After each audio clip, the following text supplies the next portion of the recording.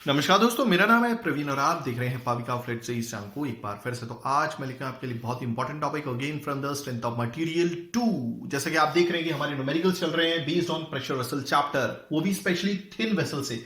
But आगे बढ़ने से पहले अगर आपने मेरे चैनल सब्सक्राइब नहीं किया प्लीज आपसे बहुत बड़ी सी रिक्वेस्ट कि आप मेरे चैनल सब्सक्राइब कीजिए, लाइक एंड शेयर मत भूलिएगा, तक मैं ऐसी एजुकेशनल वीडियोस आपके लिए हमेशा हर पल लेके आता हूं। और इसी वीडियो के डिस्क्रिप्शन बॉक्स में अगर आप देखेंगे तो आपको एक लिंक मिलेगा जहां से आप इसी चैप्टर यानी जो हमारी प्लेलिस्ट का नाम है यानी कि चैप्टर का नाम है pressure vessels from the thin cylinders के तमाम टॉपिक्स, तमाम यूनिवर्सिटी क्वेश्चन, तमाम क्या बोलते हैं हमारे डेरिवेशंस आप डाउनलोड कर सकते हैं जो इसी चैप्टर प्रेशर वेसल से हैं। साथ में अगर आपके कुछ कमेंट्स होंगे तो वो भी वेलकम है, अगर कुछ छूट गया होगा तो आप मुझे कमेंट कर सकते हैं। साथ में आए दिन काफी सारे कमेंट्स आते हैं कि सर आपकी वजह से हमारा फ्लूइड मैकेनिक्स के कॉन्सेप्ट बहुत अच्छे हो गए हैं, फ्लूइड मैकेनिक्स में बहुत अच्छे मार्क्स आए, क्योंकि वो तो चलते रहते, कमेंट्स तो आते रहते हैं। बट मैं कोशिश करूंगा कि यानी कि कमेंट्स के जवाब दे सकूं। फिलहाल कोई टॉपिक रह गया वो तो आप कमेंट कर सकते हैं। हाँ, मैं अपने ओरिजिनल मतलब टॉपिक पे आता हूं कि अगर आपको लगता है कि हमारी वजह से आपको कुछ बेनिफिट हुआ है, आपके बहुत अच्छे मार्क्स आए, तो प्लीज दिल खोल के जो भी आपको ठीक ठाक अमाउंट लगे वो आप डोनेट कर सकते हैं। उसका भी लिंक डिस्क्रिप्शन बॉक्स में दे दिया गया है। तो चलिए स्टार्ट करते हैं। ज्यादा इस क्वेश्चन को ज्यादा ना टाइम लेते हुए हम समझेंगे इस क्वेश्चन को हम अपनी नेटिव लैंग्वेज में, साथ में लिखेंगे गिवन डेटा और बनाएंगे डायग्राम भी। ठीक है, आपको मालूम है कि जब भी आप कोई भी क्वेश्चन पढ़ते हैं और साथ में गिवन डेटा और डायग्राम बनाते हैं तो एटलीस्ट एक मार्क्स तो श्योरिटी हो ही जाती है। ठीक है, बट अगर आप मेरे स्टूडेंट हैं तो मेरी कोशिश रहेगी कि आप इसके बेसिक्स की तरफ जाइए। यूनिट कन्वर्जन कैसे करेंगे, हमें सिंपली फॉर्मूले को रटना नहीं है। ठीक है, फॉर्मूले को तो अभी रटने के बिना तो होगा नहीं। ठीक है, बट जब आप वैल्यूज पुट करेंगे तो ये इंश्योर कीजिए कि क्या बोलते हैं वो सारा का सारा गिवन डेटा एक ही यूनिट में होना चाहिए। ठीक है, आइदर एसआई यूनिट या फिर एमकेएस यूनिट या FPS unit. FPS means foot pound system. Okay, तो चलिए स्टार्ट करते हैं। This is from the type 1 और आई थिंक ये क्वेश्चन नंबर 4 या 5 होगा, फिलहाल मुझे याद नहीं है, बट आई थिंक ये चौथा क्वेश्चन है। ठीक है, what thickness of metal would be required for a CI water pipe 800 mm in diameter under a head of water 100 metre. कितनी थिकनेस लगेगी, यानी कि जो भी मेटल होगा उसकी कितनी थिकनेस लगेगी। ठीक है, वो उसका रिक्वायरमेंट कितना होगा, किसका, थिकनेस का। और डेफिनेटली कोई अगर पाइप की बात कर रहा है, सीआई मतलब एक कास्ट आयरन की वाटर पाइप है। एक बार वापस पढ़ूंगा कि कितनी थिकनेस की रिक्वायरमेंट होगी। अब ये थिकनेस किसकी होगी, ये एक मेटल प्लेट की होगी। ओके, बट ये मेटल किस शेप में है, ये है सिलेंड्रिकल शेप में, यानी कि एक तरह की पाइप है, कुछ इस तरह की पाइप है, आप देख सकते हैं। ठीक है, तो इसकी डेफिनेटली कुछ थिकनेस भी होगी, मैं यहां पे कर देता हूं। ठीक है, तो ये हो गई इसकी थिकनेस। क्लियर हो गया, तो इसकी थिकनेस कितनी होगी, तो टी की वैल्यू साफ साफ पूछी हुई है। तो first one is T is how much. ठीक है, ओके, तो कितनी थिकनेस होगी एक मेटल की जो चाहिए। ठीक है, किसके लिए, कास्ट आयरन पाइप के लिए। और ये कास्ट आयरन पाइप क्या है, यानी कि वाटर पाइप है, यानी कि इसके अंदर से पानी जा रहा है। ठीक है, वाटर इज फ्लोइंग। क्लियर हो गया, ओके। अब इसका जो डाया है, internal dia, this is your internal dia, diameter how much, 800 mm they have given, but हम यहां पर भी डेटा लिखेंगे हमारा 8 डायमीटर, इंटरनल डायमीटर। याद रखिएगा जो भी हम क्या बोलते हैं थिकनेस को डिफाइन करने वाले हैं that is based on internal dia, क्योंकि अगर आप थिकनेस में दोनों साइड से मतलब डायमीटर में दोनों साइड से थिकनेस ऐड कर देंगे। क्लियर हो गया, एक काम करता हूं यहां पे बताता हूं, ये थिकनेस है हमारी। ठीक है, यहां से लेके जिसको हमने शेड किया वो थिकनेस है। अगर डायमीटर, इंटरनल डायमीटर में दोनों साइड से थिकनेस ऐड करेंगे तो वो आउटर डाया हो जाएगा। तो यहां पर जो इंटरनल डाया है, यहां पर लिख देता हूं I dot D, that is your कितना है, दिस इज 800 mm। हो गया क्लियर, ओके, आगे बढ़ते हैं। अब अंदर जो हेड है पानी का वो 100 मीटर है। अब ये हेड से मतलब क्या है, देखिए आपने फ्लूइड मैकेनिक्स पढ़ी होगी, जहां पर प्रेशर, ये एक्चुअली जो दिया हुआ है ये हेड क्या है, ये एक तरह का प्रेशर हेड है। ठीक है, हम प्रेशर हेड को कन्वर्ट कर सकते हैं प्रेशर में, या फिर प्रेशर को कन्वर्ट कर सकते हैं हेड में। वो डिपेंड करता है कि हमने जो लिक्विड लिया वो क्या है। क्लियर हो गया, तब हमें उसी की डेंसिटी यूज करनी पड़ेगी या फिर स्पेसिफिक ग्रेविटी यूज करनी पड़ेगी। बट अब हम समझेंगे डेंसिटी का यूज करके। ओके, तो यहां पे सबसे पहले हेड लिख देता हूं, दैट हेड, ये हेड क्या है, ये एक तरह का प्रेशर हेड है और कितना है, 100 मीटर। ठीक है, ओके, एक बार चेक कर लेते हैं। Okay, assume permissible tensile stress of cast iron pipe as 20 megapascal. यहां पे अज्यूम करने के लिए बोला गया है। ओके, मतलब आप इस टेंसाइल स्ट्रेस, देखिए ये कास्ट आयरन जो पाइप है हमारी, ठीक है, जिसके अंदर से पानी गुजर रहा है, उसकी जो टेंसाइल स्ट्रेस की वैल्यू है वो भी परमिसिबल, यानी कि इससे आप ज्यादा नहीं जा सकते हो। ठीक है, अगर इससे ज्यादा आपकी स्ट्रेस की वैल्यू जाती है ठीक है, जो भी अंदर पैदा होने वाला स्ट्रेस होगा, अगर वो स्ट्रेस इस स्ट्रेस की वैल्यू को क्रॉस करेगा तो डेफिनेटली ये पाइप फट जाएगी। क्लियर हो गया? ओके, तो डेफिनेटली अब हम यहां पे लिख लेते हैं कि जो टेंसाइल स्ट्रेस है that is equal to 20 mega pascal. और याद रखिएगा, अब हम जो थिकनेस डिफाइन करते वक्त कौन सी इक्वेशन यूज करेंगे, सर्कमफरेंशियल स्ट्रेस या फिर क्या बोलते हैं हमारा दूसरा कौन सा, सर्कमफरेंशियल स्ट्रेस का दूसरा नाम क्या है, हूप स्ट्रेस, या फिर हम सर्कमफरेंशियल स्ट्रेस की इक्वेशन यूज करेंगे जिसमें थिकनेस हमें डिफाइन करनी है, या फिर लॉन्जिट्यूडनल स्ट्रेस। बट नॉर्मली क्या कौन सी इक्वेशन यूज की जाती है, सर्कमफरेंशियल स्ट्रेस की, क्योंकि सर्कमफरेंशियल स्ट्रेस की स्ट्रेस जो है, ठीक है, उसकी वैल्यू हमेशा ज्यादा होती है लॉन्जिट्यूडनल स्ट्रेस से। तो नॉर्मली जब भी थिकनेस निकल के आती है, क्योंकि अगर मैं लॉन्जिट्यूडनल स्ट्रेस की इक्वेशन यूज करूंगा जो थिकनेस आएगी वो कम आएगी, सो बेटर है कि हम ये वाली थिकनेस यूज करें। ठीक है, मींस थिकनेस नहीं, सर्कमफरेंशियल स्ट्रेस की इक्वेशन यूज करें। ठीक है, अभी हमने लगभग क्वेश्चन तो लगभग सब लिख लिया है, सारा डेटा। अब हम समझेंगे इस क्वेश्चन को कि कैसे करना है। ठीक है, एक एक करके।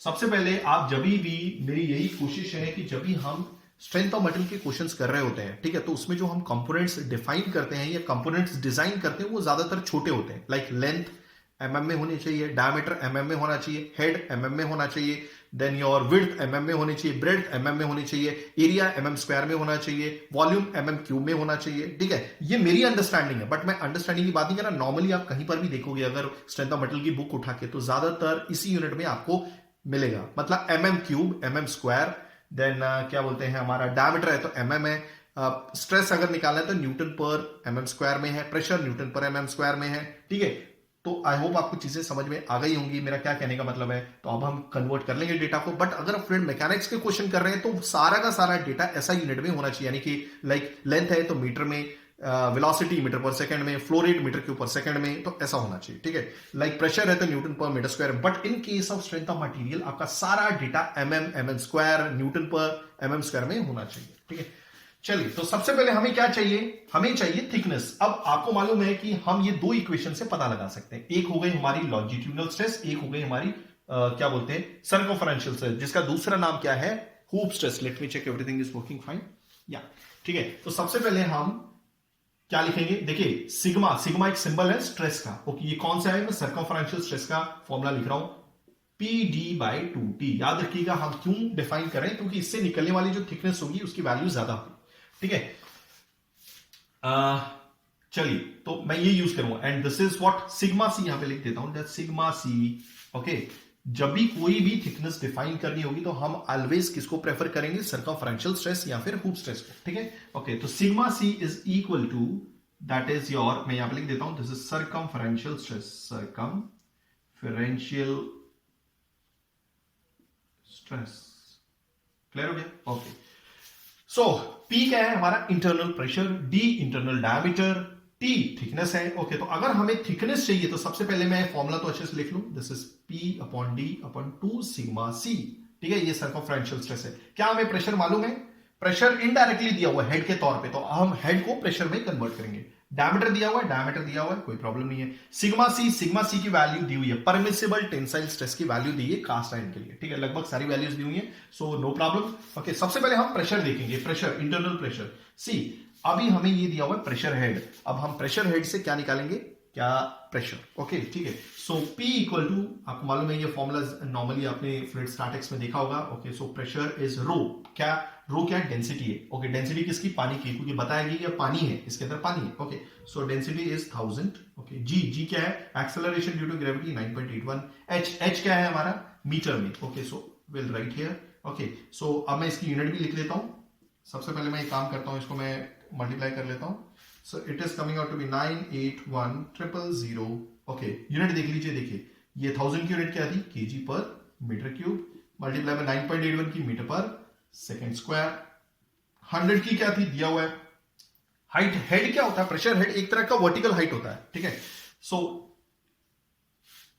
तो वर्टिकल हाइट का यूज करके हम प्रेशर पता कर सकते हैं कि बॉटम पे कितना प्रेशर होगा। ठीक है, सो आप देखिए केजी मीटर पर सेकंड स्क्वायर, केजी मीटर पर सेकंड स्क्वायर को मैं न्यूटन लिख सकता हूं। 1 मीटर से 1 मीटर कैंसिल हो गया तो नीचे रह गया, यहां पे मीटर क्यूब था तो यहां पे न्यूटन पर मीटर स्क्वायर गया। सबसे पहले हमने pressure Newton per metre square में लेके आए हैं। ठीक है। बट हमारा रिक्वायरमेंट प्रेशर का न्यूटन पर मीटर स्क्वायर में नहीं है, क्योंकि ये ऐसा यूनिट है, हमें किस में चाहिए, न्यूटन पर एमएम स्क्वायर में चाहिए। ठीक है, तो अब हम क्या करेंगे, इस न्यूटन पर मीटर स्क्वायर मतलब 1 मीटर स्क्वायर, यानी कि 1 मीटर स्क्वायर को हम एमएम स्क्वायर में कन्वर्ट कर लेंगे। ओके, तो आपको मालूम है लीनियर रिलेशन क्या होता है लेंथ में, 1 मीटर इक्वल टू कितने एमएम होते हैं, 1000 एमएम। ओके, बट हमें रिलेशन एरिया वाइज चाहिए, तो मैं काम करूंगा, स्क्वायरिंग बोथ साइड कर दूंगा।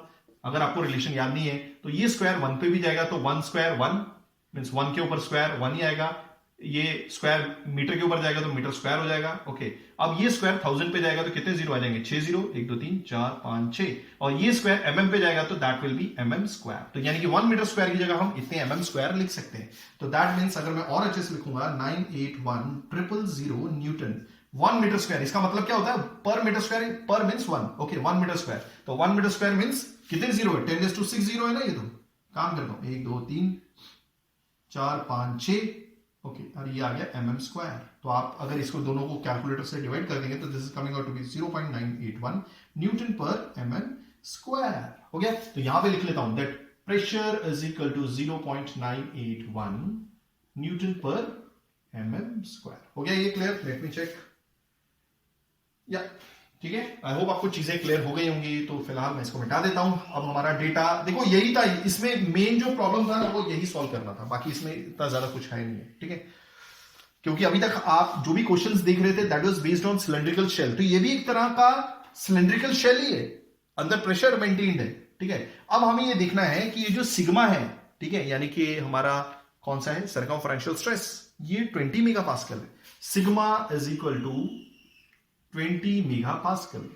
ठीक है, 20 मेगा मींस 10⁶, पास्कल कितना होता है, न्यूटन पर मीटर स्क्वायर। ठीक है, अब वही चीज है, ये क्या है, न्यूटन पर मीटर स्क्वायर, पर मींस 1, यानी कि 1 मीटर स्क्वायर, 1 मीटर स्क्वायर को हम किस में कन्वर्ट कर देंगे, एमएम स्क्वायर में, हमें रिलेशन मालूम है। So therefore sigma C is equal to 20 into 10⁶। Okay, newton 1 metre square की जगह कितना हो जाएगा, 1 और ये 6 जीरो, यानी कि 10⁶। ओके, नीचे आ जाएगा एमएम स्क्वायर, तो ये cancel, so therefore sigma C is equal to 20 newton per mm square. देखिए ऐसा नहीं है, मैं एक्चुअली अगर ऐसा यूनिट में भी करूं तो भी आंसर्स आ सकते हैं, बट वो अपनी खुद की अंडरस्टैंडिंग होती है कि आप किस यूनिट में करते हैं। बट मोस्ट प्रेफरली अगर मैं बोलूंगा कि अगर आप सॉम के क्वेश्चंस कर रहे हैं स्ट्रेंथ ऑफ मेटल के, तो कोशिश यही रखिए कि आप सब एमएम में ही रखिए। ठीक है, चलिए ये भी हो गया, यहां पे लिख देता हूं, this is sigma C is equal to 20 newton per mm square. ठीक है, एक चीज मैं और बताना की कोशिश करूंगा, let me have a calculator with me, मेरे पास कैलकुलेटर आ जाने दीजिए। ठीक है, मैं ये बताऊंगा एक चीज, क्योंकि मैंने एक चीज बोली थी जरूर, मैंने वैसे एक्चुअली चेक नहीं की हुई है। ठीक है, कि कौन सी इक्वेशन हमें यूज करनी चाहिए। वैसे तो मोस्ट प्रेफरेबली यही इक्वेशन यूज की जाती है, क्योंकि ये हायर स्ट्रेस होता है आपका, क्या बोलते हैं, लॉन्जिट्यूडनल स्ट्रेस से। ठीक है, ये circumferential stress is higher than your longitudinal stress, और इसी इक्वेशन को यूज किया जाता है थिकनेस डिफाइन करने के लिए। बट हम देखेंगे साइड बाय साइड, अगर मैंने क्या बोलते हैं लॉन्जिट्यूडनल स्ट्रेस की वैल्यू ली होती, ठीक है, मींस ये इक्वेशन ली होती, तो थिकनेस कितनी होती, तो डेफिनेटली कम ही होगी, तो हम यही प्रेफर करेंगे।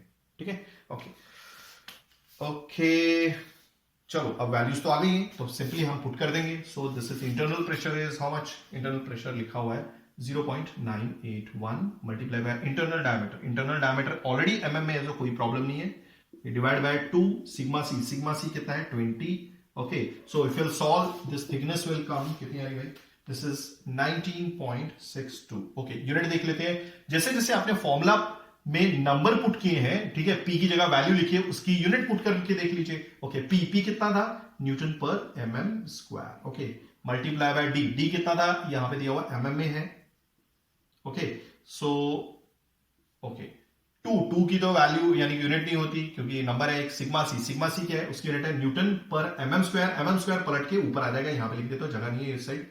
ठीक है, तो ये कैंसिल, तो इसकी यूनिट क्या हो गई 19.62 mm। आई होप आपको चीजें समझ में आ गई होगी। अब मैं कैलकुलेटर का यूज करके दूसरी इक्वेशन भी पुट कर लेता हूं। ओके, हाँ सब कुछ तो सही है। ठीक है, ओके, 0.981। अभी देखिए आंसर हमारा आ गया, this is the required thickness.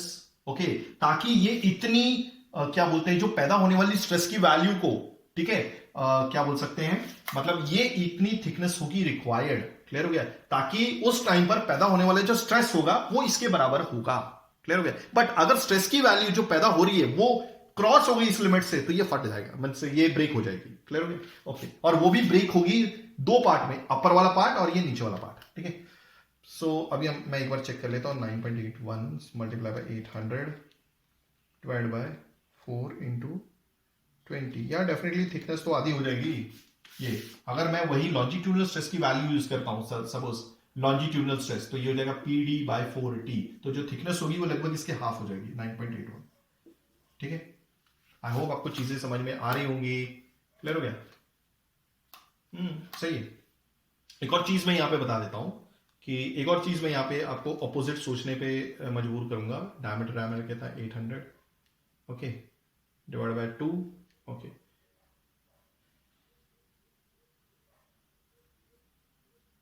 Yes that's okay, no problem. Okay, thanks for watching. लगभग मैंने कर दिया है। ओके, कुछ भी अपडेट्स होंगी तो मैं आपको ऐसे ही देता रहूंगा। तो दैट वाज योर आंसर। मैं कोशिश करूंगा कि जो मैं आपको बताने की कोशिश कर रहा था मैं नेक्स्ट वीडियो में लेके आऊं। थैंक्स फॉर वॉचिंग, धन्यवाद, थैंक यू।